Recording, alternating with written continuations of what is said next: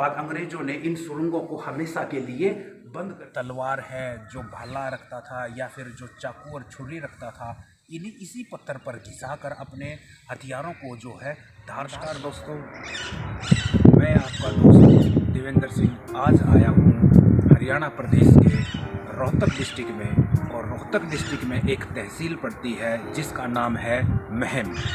महम का जिक्र होते ही एक हमारे जहन में यहाँ की ऐतिहासिक जो बावड़ी है उसका नाम हमारी आंखों के सामने आ जाता है। और ये जो ऐतिहासिक बावड़ी है ये इसे चोरों की बावड़ी भी बोलते हैं, जानी चोर की इसको बावड़ी भी बोला जाता है, इसको ज्ञानी चोर भी बोला जाता है। जो कि ये बावड़ी का निर्माण है, कार्य है, ये 1658 में हुआ था। शाहजहाँ के एक सूबेदार थे, उसका नाम था सेदू कलाल। सेदू कलाल ने इस ऐतिहासिक जो बावड़ी का निर्माण है वो यहाँ के लिए पानी की बहुत ज़्यादा कमी थी और इसको कमी को पूरा करने के लिए और अपनी फौज वगैरह को ठहरने के लिए इस बावड़ी का निर्माण किया गया था, जो कि बाद में चोरों की बावड़ी इसको बन गई थी।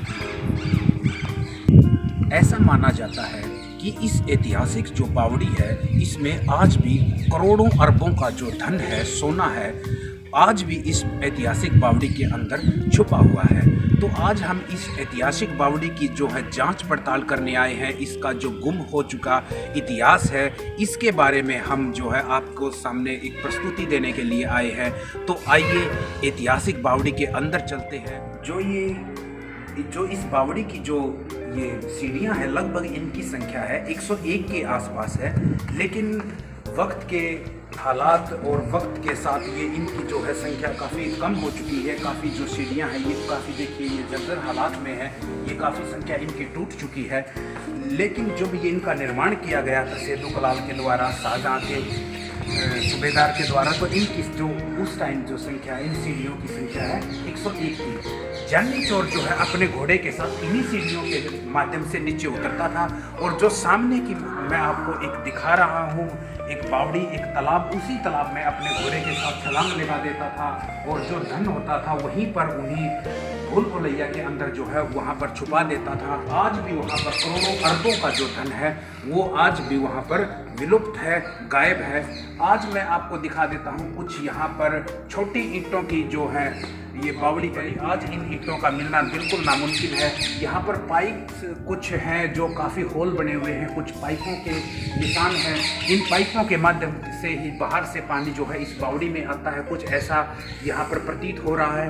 तो और आइए चलते हैं आगे और हम इस बावड़ी को देखते हैं।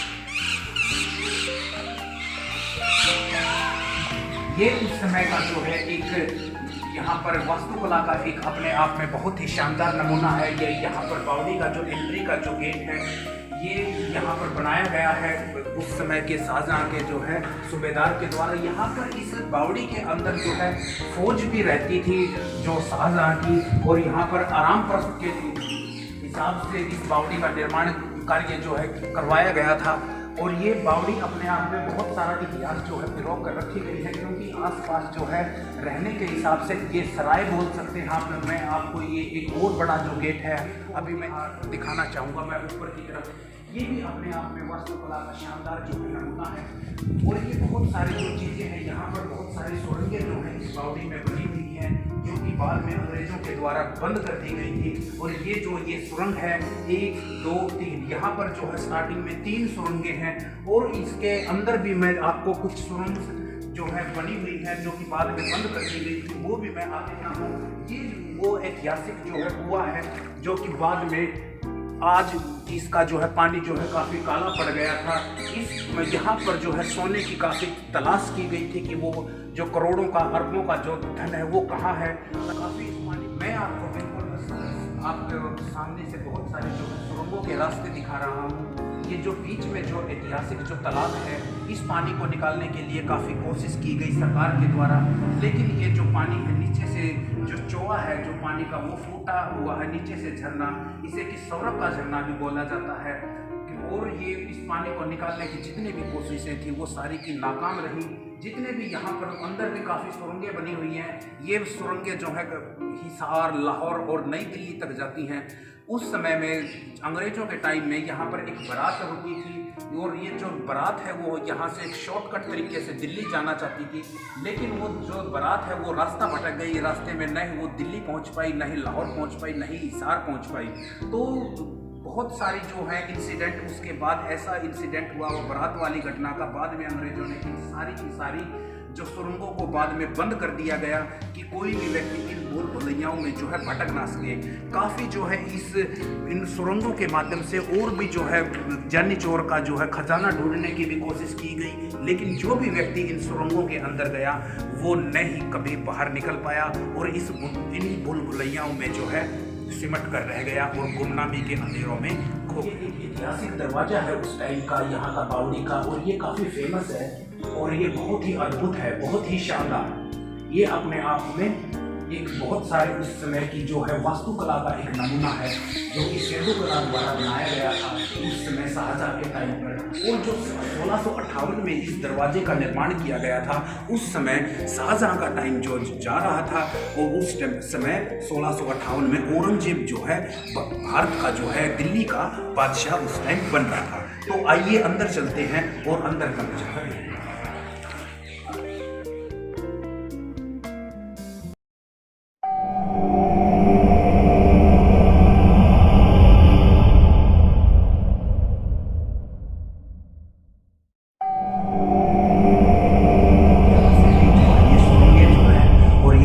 कुआं जो है इसका बिल्कुल व्यू जो है बहुत ही शानदार है। हालांकि वक्त के साथ जो है इसका पानी है आज काला पड़ चुका है और काफ़ी आज इसको जो है संरक्षित करने की ज़रूरत है सरकार को, और इसको एक ऐतिहासिक जो है हेरिटेज के रूप में भी जो है इसको शामिल किया जा सकता है। तो ये अपने आप में बहुत सारी चीज़ें जो है पिरोए हुए है। एक इतिहास का एक सुनहरा जो है अध्याय है ये महल की ऐतिहासिक बात।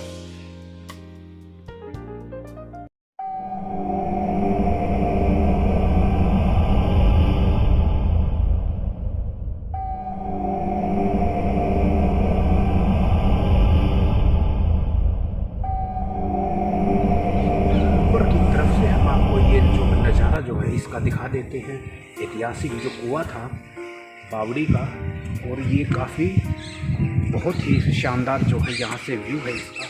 इसी कड़ी में यहाँ पर जो मैंने आपको ऐतिहासिक जो है कुआं दिखाया जहाँ पर जानी चोर अपने धन के साथ गायब हो जाता था, और इसी के साथ में यहाँ पर एक और कुआं भी है, वो भी मैं आपको यहाँ पर जो पानी का जो ऐतिहासिक कुआं है वो आज भी बहुत सारी बातें जो है वो कह रहा है। बहुत सारे जो चीज़ें इतिहास को पिरोए इसने रखा हुआ है। ये भी छोटी ईंटों का बना हुआ है, बहुत ही शानदार, बहुत ही ऐतिहासिक चीज़ है ये। और यहाँ से इसका जो व्यू है बावड़ी का वो बहुत ही शानदार व्यू हम यहाँ पर देख सकते हैं। तो मैं आपको एक पत्थर दिखा देता हूँ। यहाँ पर जो ये पत्थर है, जो इसके ऊपर जो निशान बने हुए हैं, यहाँ पर जानी चोर जो है अपने तलवार है जो भाला रखता था या फिर जो चाकू और छुरी रखता था, इसी पत्थर पर घिसा कर अपने हथियारों को जो है धारदार बनाता था, तेज करता था। ये बिल्कुल निशान जो है उस टाइम के, जो आज भी ये निशान जो है उस टाइम के ज्यों के त्यों बने हुए हैं। यही वो ऐतिहासिक पत्थर है जहाँ पर जो जानी चोर जो अपने हथियारों को तेज करता था। मैं अभी आपको एक पत्थर दिखा रहा हूँ जो कि सफ़ेद संगमरमर का पत्थर है, जो कि बिल्कुल सामने है। उर्दू लैंग्वेज में वहाँ पर कुछ जो है लिखा हुआ है। वहाँ पर अंग्रेज़ों ने इसको पढ़ने की कोशिश की कि क्या अर्थ है। ये इसका अर्थ है कि संवरक का झरना। ये जो ऐतिहासिक बावड़ी है इसका अर्थ है ये पर कुछ जो है बातें वहाँ पर समझ में आई, कुछ नहीं आई। अगर उसके बाद अंग्रेज़ों ने क्रोधित होकर वहाँ पर 3 गोलियाँ मारी थी इसी पत्थर के ऊपर, जो कि 3 निशान बने हुए हैं ऐतिहासिक पत्थर के ऊपर। और इसी का अर्थ था कि संवरक का झरना इस ऐतिहासिक जो लैंग्वेज है उर्दू का जो वर्ड है। और उसके बाद में ये कुछ बातें हैं जो समझ में आई नहीं आई। तो ये ऐतिहासिक बावड़ी जो है बहुत सारी जो है स्वर्णिम इतिहास जो इसका पिरो दिया है। और यहाँ पर बहुत सारे जो है टूरिस्ट घूमने के लिए आते हैं। जो है बात करते हैं, क्या नाम है? आप रिंकू कहाँ से आए हो? मैं भाई हिमाचल से हूँ। हिमाचल प्रदेश से भी बहुत दूर दूर से टूरिस्ट यहाँ पर घूमने के लिए आते हैं। आप जींद से, तो जींद से भी आए हुए हैं, तो इनसे जानते हैं कि रिंकू भाई आपको ऐतिहासिक बावड़ी के बारे में कैसे पता लगा और यहाँ पर कैसा लगा आके। यहाँ पर सुना है कि करोड़ों अरबों का जो धन है आज भी छिपा हुआ है जानी चोर के द्वारा, तो इसके बारे में आप कुछ बताइए। भाई पहले तो बहुत बहुत धन्यवाद आपका जो आप लोगों को इसके बारे में बता रहे हैं। मैंने यूट्यूब के ऊपर भी देखा था और सुना था इसके बारे में। बहुत बढ़िया यूट्यूबर के भाई ने, जैसे भाई भी आपको बता रहे हैं, बहुत अच्छी तरह बताते हैं। और भाई ने बताया था यहाँ पर कि 1947 में यहाँ पर जब अंग्रेज़ों का राज था उस टाइम में यहाँ पर बताया जाता कि चोर था, लेकिन बोलते हैं कि चोर नहीं था वो यानी कि अमीरों से धन को लूटा करता था और लूटने के बाद वो लोगों में बांटा करता था। और जब वो लूट कर आता था तो यहीं बाहर पानी हुआ करता था। जब वो पानी में कूद जाता था तो यहाँ पर घोड़े के साथ में जाता था और उसमें 3 दरवाजे थे जो दरवाज़ों की सहायता से बाहर निकल जाया करता था और जो भी धन था वो यहाँ वहाँ दे दिया करता था, गरीब लोगों को बांट दिया करता था। तो यही था। फिर बाद में हम लोग यहाँ देखने के लिए आए। बहुत मज़ा आ रहा भाई देखने में। आप भी आइए और देखकर यहाँ आकर देखने का लुत्फ़ उठाइए भाई। बहुत अच्छी चीज़ है देखने में। आप आओ और देखो यहाँ पर। तो भाई ने बताया रिंकू ने कि यहाँ पर उस समय का जो जानी चोर जो था वो उस समय का रॉबिन हुड था, कि जो अमीरों से धन लूटता था और उसे गरीबों में जो है सहायक और जो ज़रूरतमंद जो लोग थे उनके अंदर बांट देता था, तो उसको ज्ञानी चोर भी बोला जाता है। तो उस समय का वो अपने आप में एक रॉबिन हुड था। तो भाई से जानते हैं, तो आप बताइए कुछ। देखो इसके काम से तो ये पता चल, सुनने में तो ये लगता है कि ये चोर है, लेकिन जो इसके काम देखे ना उसे लगता है कि ये ज्ञानी बंदा था, कोई चोर नहीं था ये। चोर नहीं। और जो इसकी गुफा का 3 रास्ते हैं, जो एक अपने हिसार निकलता है, एक दिल्ली, एक दूसरा लाहौर। बिल्कुल, ये मैंने आपको बात बताई थी कि जो यहाँ पर बारात जो थी वो बारात भी इन्हीं जो है रहस्यमय गुफाओं में जो है गुम हो गई थी। काफ़ी लोग भी इस धन को सर्च करने आए थे, इन्हीं गुफाओं के अंदर जो है गुम होकर रह गए। और न ही जो वो बारात मैंने किस्सा बताया था, वो बारात न ही आज तक लाहौर पहुंची, न ही दिल्ली पहुंची, न ही हिसार पहुंची। तो इन्हीं भूल भुलैयाओं में जो है वो बारात जो है अपने आप में गुम हो गई थी। इसके बाद अंग्रेज़ों ने इन गुफाओं को हमेशा के लिए बंद कर दिया गया। तो इसी कड़ी में हमने आपको आज ऐतिहासिक जो महम है उस बावड़ी को एक दिखाने का, इसके इतिहास को दिखाने का आपको प्रयत्न किया। तो हमारा जो प्रयत्न रहता है कि इतिहास जो गुम हो चुका है तो उस चीज़ों के ऊपर आपको पर्दा उठाया जाए। तो ये हमारी जो है आज की प्रस्तुति रही ऐतिहासिक जो बावड़ी है महम की। तो आज के लिए इतना ही। वीडियो को आपको अच्छा लगे तो इसको लाइक कीजिए, चैनल को सब्सक्राइब कीजिए। Thank you very much.